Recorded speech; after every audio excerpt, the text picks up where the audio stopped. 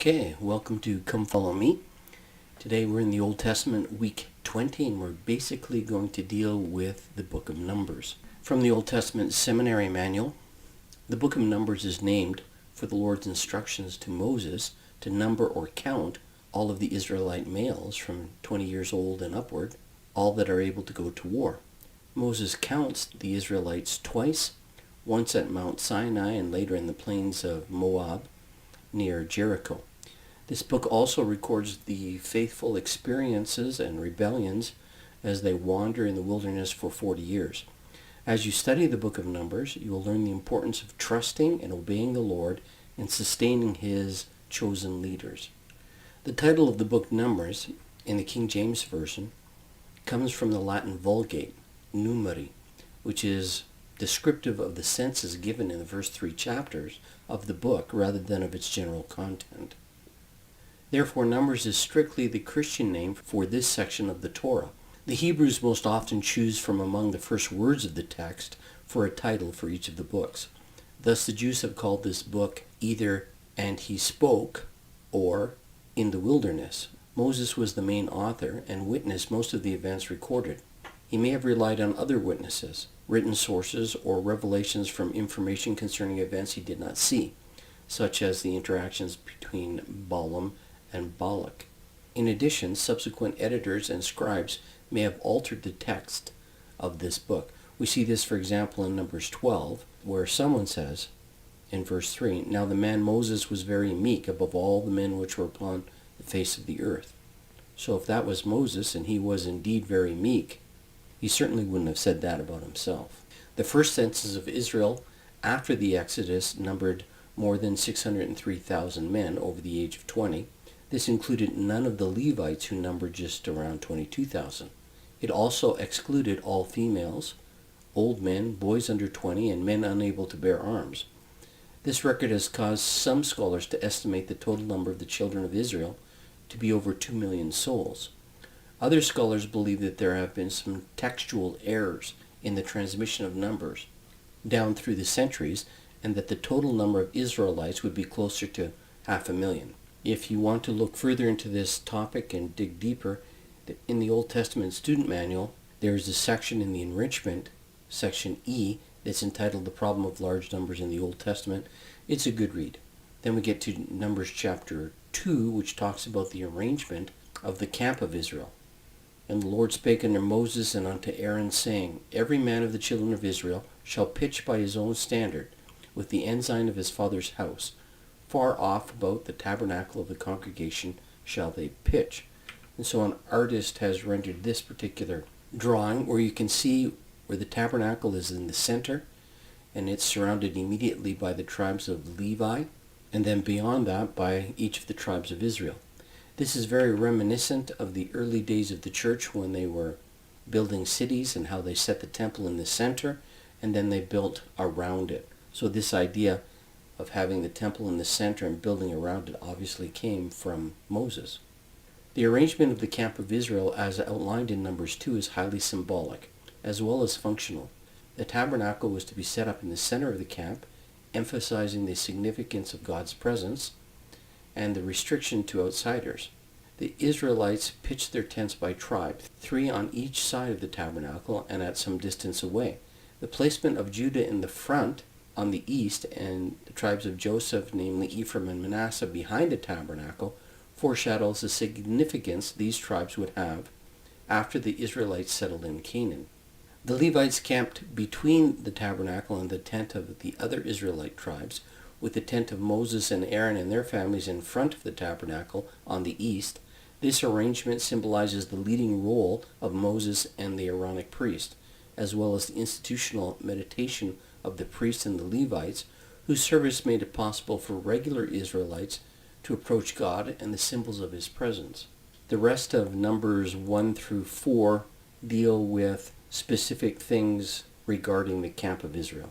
We then have Numbers 5 through 7, which deal with confession, adultery, the Nazirite vow, the blessings of Aaron, and offerings at the tabernacle's consecration.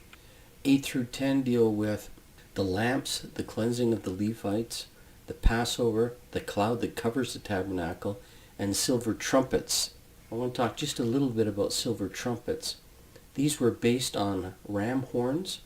You can see that there's a ram horn on the top side, and underneath is one that was manufactured in silver. The use of trumpets and flags for communication has been well tested throughout the ages. Of course, they didn't have the modern conveniences that we have as far as communication and telecommunication, so they had to devise a method of communicating. This was done through the horn. Now, if you remember in some of our previous sessions, I talked about how after Exodus 20, after the commandments were given, that there is this 100-page insert. Well, that's now over, and the narrative will continue. So you have to think of Numbers 11 following right after Exodus 20. It will deal with some of the things that we've already talked about previously, like Moses having to do everything himself, calling the 70 to assist him, things like that.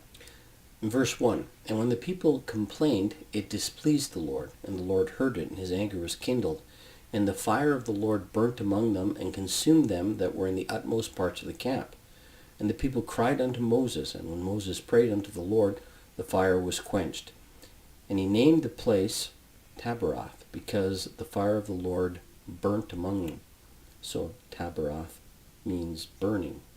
The mixed multitude that was among them fell a-lusting. And the children of Israel also wept again, and said, Who shall give us flesh to eat? This was before they had quail. We remember the fish which we did eat in Egypt freely, the cucumbers, the melons, the leeks, the onions, and the garlic. They're reminiscing back to the good old days when they were slaves.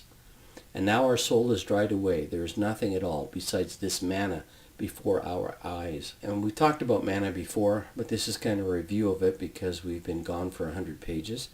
The manna was as coriander seed. The people went about, gathered it. It was on the ground, and they beat it in a mortar and baked it in pans. They collected it daily, except for on the Sabbath. Moses heard the people weep throughout the families, every man in the door of his tent, and the anger of the Lord was kindled greatly, and Moses was also displeased. So Moses says to the Lord, Wherefore hast thou afflicted thy servant? And wherefore have I not found favor in thy sight, that thou layest the burden of all this people upon me? Have I conceived all this people?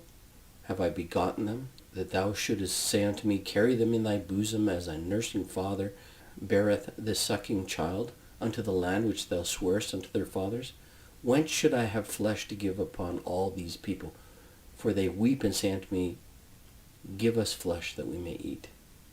He's just complaining to have to deal with a bunch of children of Israel. I am not able to bear all of this alone, because it is too heavy for me. And if thou deal thus with me, kill me, I pray thee, out of hand. If I have found favor in thy sight, let me not see my wretchedness. And the Lord said unto Moses, Gather unto me 70 men of the elders of Israel, whom thou knowest to be the elders of the people, and officers over them, and bring them unto the tabernacle of the congregation, that they may stand there with thee. I will come down and talk with thee there, and I will take of the Spirit which is upon thee, and I will put it upon them, and they shall bear the burden of the people, that thou bear it not thyself alone. And say thou unto the people, Sanctify yourself against tomorrow, and ye shall eat flesh. For ye have wept in the ears of the Lord, saying, Who shall give us flesh to eat? For it was well with us in Egypt. Therefore the Lord will give you flesh, and ye shall eat. Ye shall not eat 1 day, nor 2 days, nor 5 days, neither 10 days, nor 20 days, but even a whole month, until it cometh out at your nostrils, and it be loathsome unto you, because that you have despised the Lord which is among you, and have wept before him, saying, Why came ye forth out of Egypt? So they had nothing but quail to eat for a month. And there ran a young man, and told Moses, saying, So-and-so in the camp are prophesying, and he tells Moses to forbid them. And then Moses says something that is oft quoted, Would God that all the Lord's people were prophets, and the Lord would put his Spirit upon them. So from President Nelson we have, Does God really want to speak to you? Yes. Oh, there's so much more than your Heavenly Father wants you to know. From Elder Bednar, the Spirit of revelation is available to every person. This blessing is not restricted to the presiding authorities. Rather, it belongs to and should be operative in the life of every man, woman, and child who reaches the age of accountability and enters into sacred covenants. Sincere desire and worthiness invite the spirit of revelation into our lives. Chapter 12. Here we have Aaron and Miriam complaining against Moses. And the reason they complain, according to verse 1, because Moses had married an Ethiopian woman. From the Old Testament Institute Manual, according to Josephus, if you remember, Josephus was a Jewish man who lived among the Romans and wrote a series of volumes, a lot of volumes, trying to help the Romans understand about the Jews. So according to Josephus, when Moses was a general of the Egyptian army in the attack against the Ethiopians, he married an Ethiopian woman as a political alliance to end the war. Modern revelation makes it clear that there was a plural marriage, and that the Lord authorized Moses' marriage to an Ethiopian woman. Cush, which is really the translation that they use as Ethiopia, is found in the southern frontier of Egypt, considering that we know others were part of the Israelite group. Exodus chapter 12 tells us that this group was a mixed multitude. I imagine it like Abraham leaving Haran in Mesopotamia with the souls that he had won, or Nephi separating himself from Laman with his family and relatives and all those who would go with him, seeming to reference converted souls. Continuing on in Numbers 12, and the Lord spake suddenly unto Moses, unto Aaron, and unto Miriam, Come out, ye three. And they came out, and the Lord came down in the pillar of the cloud, and stood in the door of the tabernacle, and called Aaron and Miriam to come forth. That would have been a scary thing, especially because you knew subconsciously that you have been complaining. And he said, Hear my words. If there be a prophet among you, I, the Lord, will make myself known unto him in a vision, and will speak unto him in a dream. And then he talks about Moses being more than a prophet, because in verse 8 he says, With him I speak mouth to mouth, even apparently, and not in dark speeches. And the similitude of the Lord shall he behold. Wherefore then were ye not afraid to speak against my servant Moses, and the anger of the Lord was kindled against them. The Lord's house is a house of order. The prophet Joseph taught that it's contrary to the economy of God for any member of the church or anyone else to receive instruction for those in authority higher than themselves. You may receive revelation individually as a parent for your family, or for those for whom you are responsible as a leader or teacher. If one becomes critical and harbors negative feelings, the Spirit will withdraw, and only when they repent will the Spirit return. My experience is that the channels of inspiration always follow that order. You're safe following your leaders. And then continuing in Numbers 12, after the cloud departed, Miriam became leprous, white as snow. Now, this word leprous was a term used in the Bible to designate a variety of different diseases or sickness. Actually, if you are leprous, you don't actually turn white like that. There's been some discussion as to why only Miriam was affected, not Aaron. And possibly we'll deal more with that on Thursday. In any case, Moses pleads for Miriam, and then she is cured and allowed to re-enter the congregation after 7 days. Chapter 13. In this chapter, Moses sends 12 spies, one from each of the different tribes, out to search the land of Canaan. He wants to know about the people that are there, whether they be strong or weak, few or many, what the land is like. No satellites to give him foreknowledge. He has to do it the old-fashioned way. You have to send people that you trust out there to take a look. And they came unto the brook. That's a bad translation. It's really a valley or a wadi of Eshcol, and cut from thence a branch with a cluster of grapes. And you can see in the picture that I've enclosed that it takes 2 men to carry the grapes that they've harvested. They also found pomegranates and figs, and they were gone for 40 days. Then they give their report. 10 of the spies say, We are not able to go up against the people, for they are stronger than we. And they bring an evil report of the land which they had searched unto the children of Israel, saying, The land through which we have gone is a land that eateth up the inhabitants thereof, and all the people we saw in it are men of great stature. So 10 out of the 12 spies give a negative report, saying, This is impossible, we can't do this. Chapter 14. Israel murmurs and speaks of returning to Egypt. The 2, Joshua and Caleb, give a good report. 10 gave a bad report. So in verse 1, we find the people crying. They wept all night. And then they murmur against Moses and Aaron. Would God that we had died in the land of Egypt, where we heard this before.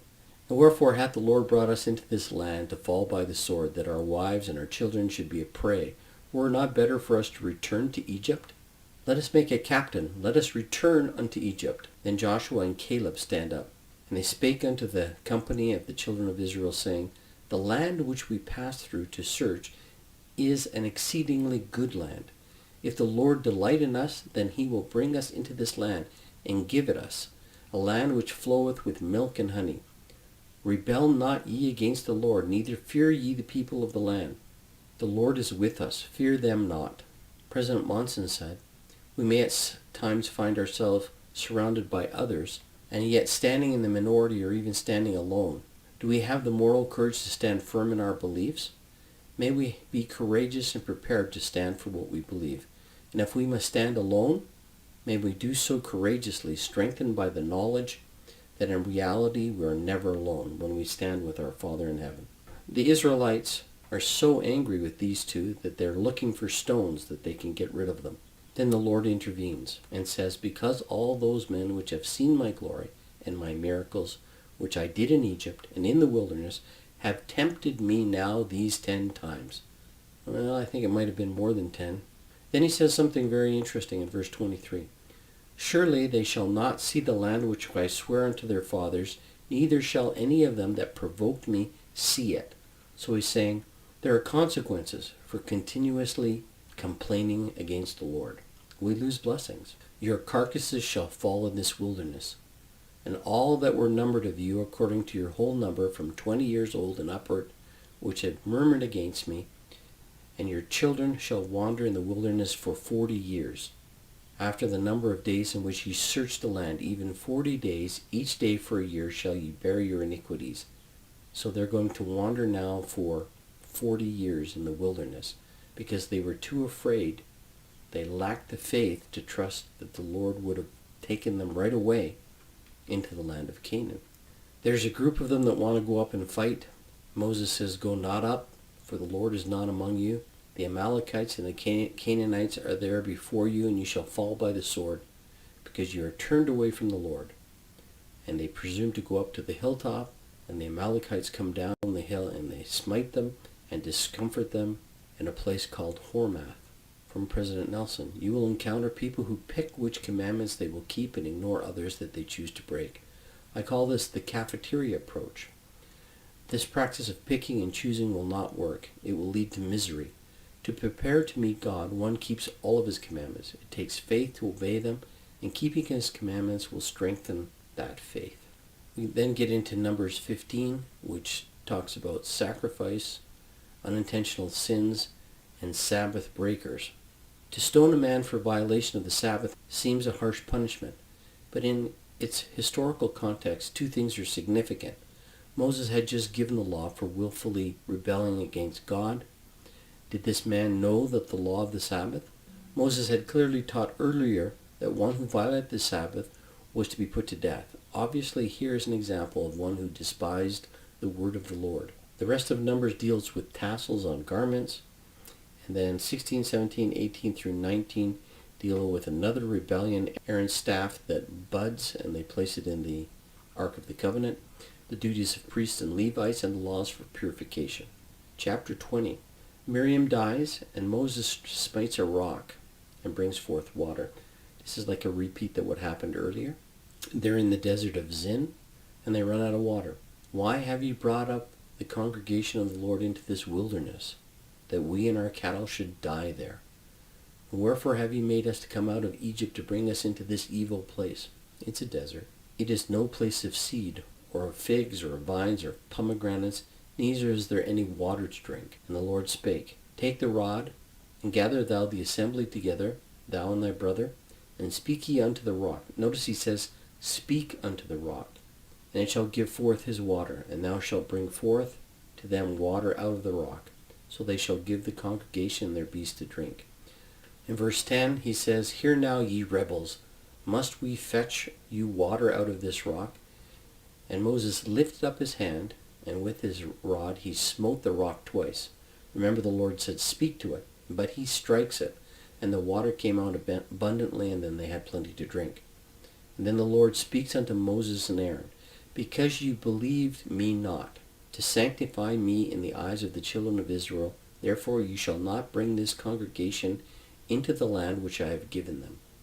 So the Lord says that Moses and Aaron now will not be able to go to the promised land. This is a little bit more complex than we have time for today, so I'm going to push this to Thursday so that we can deal with it in our Follow Him evening podcast. Chapter 21. Now we're going to deal with a very well-known topic, the fiery serpents.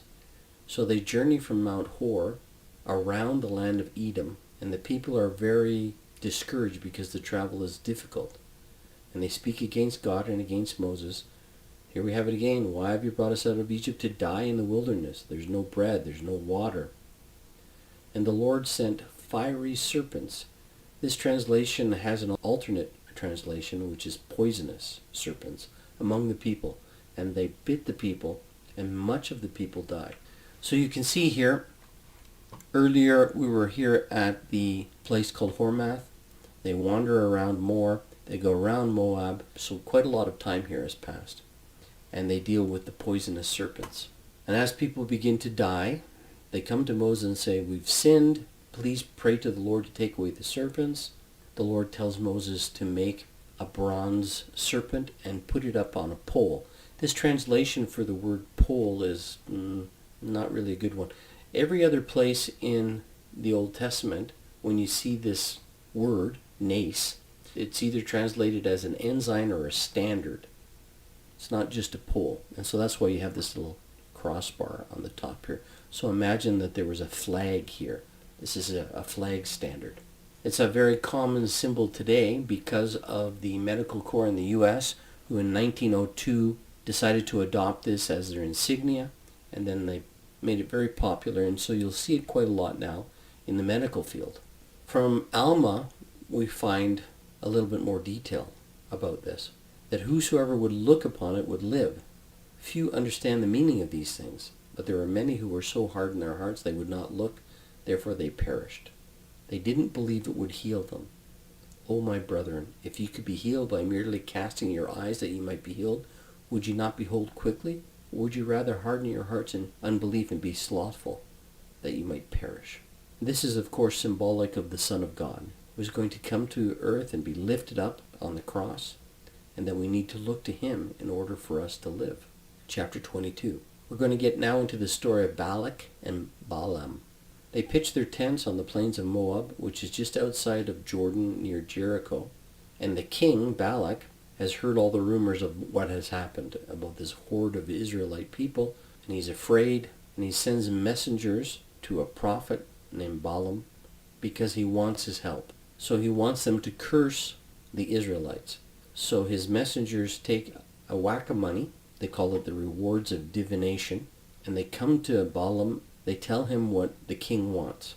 But God reveals to the prophet that you can't curse them, for they are to be blessed. So Balaam relays the message to the king saying, For the Lord refused to give me leave to go with you. And the prince of Moab rose up and they went back to Balak, give him the message. Just like most kings, doesn't take no for an answer. And he says he'll pay him more. He'll give him whatever he wants. Just curse these people. The prophet says, You can give me a house full of gold and silver, but I can't go against the word of the Lord. But he's persuaded to pray again. The Lord comes to him in the nighttime, and he says, If you have to go, go, but remember what I said. So Balaam rises up in the morning and saddles his ass and goes with the princes back to Moab. Now, if you're like me, I always cringe a little bit when I have to use the A word as it's written in scriptures. So I did a little research. And this actual word, Awthorn, is a donkey. But the King James Version, which was written in 1611, was well before the use of the word donkey, which wasn't prevalent, didn't become familiar with everybody until 1785. So if you see the A word in there, you can substitute the word donkey in there and you're fine. It's a more modern translation. So we get into this story about the prophet beating on his donkey 3 times because he won't go forward, until the Lord opens the mouth of the donkey and says to him, What have I done to you? that thou hast smitten me these 3 times. I don't know, if a donkey talked to me, I'd be a little bit shocked, but apparently the prophet has had similar experiences before. And the prophet says to him, well, you mocked me, and if I had a sword right now, I'd kill you. The donkey complained and said, all these years I've served you, and I've always done what you wanted. Obviously something else is around. And so the Lord opens the eyes of the prophet. He sees the angel standing in his way, and then he realizes what he has done. In chapter 23, the prophet says he's going to build 7 altars, and he prepares oxen and rams to sacrifice at the altars, and blesses Israel. Now, the king is very upset at this. He wants him to curse them. So he tries a different location, and in total 3 times the prophet blesses Israel. And he answers and said, must I not take heed to speak that which the Lord hath put in my mouth? Chapter 24 is a vision that the prophet sees of what's going to happen to Israel, and that the Messiah is coming. It's interesting, just as a side note, when Samuel Morse built his telegraph, the first message that was sent on May 24th, 1844, was directly from Numbers 23:23, and he quoted the Bible and said, what hath God wrought? That was the first message on the telegraph. Now there's a little bit more on this story of this prophet, but we don't have time for it today. We're already going long. And so I'm going to delay that for Thursday, because I want to deal with that a little bit more. In fact, we might even talk about it on Sunday. Chapter 25, the Israelites begin to worship false gods, and they're slain. Israelite abode in Shittim, and the people began to commit whoredoms with the daughters of Moab. And they called the people unto sacrifice of their gods, and the people did eat and bow down to their gods. So the rest of Numbers 25 through 28 deal with this worship of false idols, a new census. They talk about Joshua succeeding Moses, the different offerings that happen. And then continuing on through Numbers 33, vows, vengeance on the Midians. Reuben and Gad decide to settle outside the area that was originally promised to them. Then we have a recounting of all the journeys of Israel for the 40 years, and how they begin to now drive out the inhabitants of the land of Canaan. And then finally, to end up the chapter, we have the boundaries of the land are outlined. Tribal chiefs are designated. They designate also cities for Levites, cities of refuge for people who accidentally kill someone. And they deal a little bit with the marriage of female heirs, which is very unusual, and we might also deal with that on Thursday. So as I said, we've gone a bit long today again, but there was so much to cover here in this chapter, and we skimmed through it as fast as we could. I hope it's been a help to you, and that you have a great week as you continue to read the book of Numbers. See you on Thursday.